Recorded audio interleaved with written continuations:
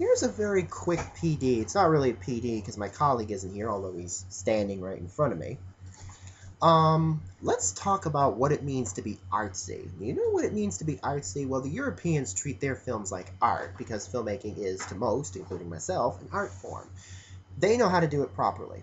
But when we Americans try to be artsy, it doesn't work because we're a crass commercialistic society. So what does it mean to be artsy? Well, you always have, these are the trademarks of being artsy. You have the shaky cam, where the camera will not sit still like this.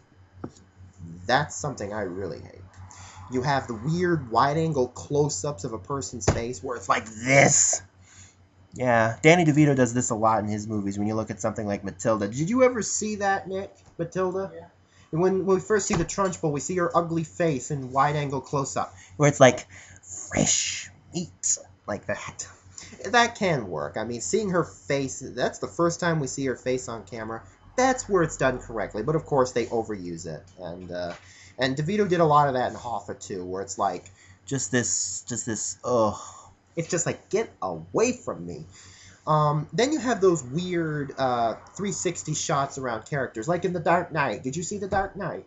When the Joker has Rachel Dawes at knife point. It's this stupid 360 shot around them, and it's just like, it makes me so dizzy, and it's just like, ugh. Did you see the Twilight movies? No, I didn't either, but they did it too. The weird washing out of the color to give it this sort of gray, greenish look. And it's just like, well, I guess that looks kind of cool, washing out the color, and makes it look otherworldly, but it makes it look like a bad TV movie from Lifetime from the 1990s. And another trademark of being artsy is the zoom in, zoom out. This isn't used too much. Joe Dante uses it a lot in his movies, like in The Burbs, where we get this thing where it's like, like that, just like that.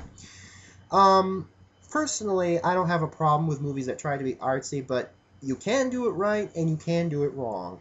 With something like Hoffa, it's done completely wrong, where we get these weird zoom-ins of a person's face and we just kind of hold there like this, and we get that weird wide-angle close-up. DeVito uses that a lot in his movies. And then in Matilda, once again, where he does that thing where Mr. Wormwood is just like this, like that.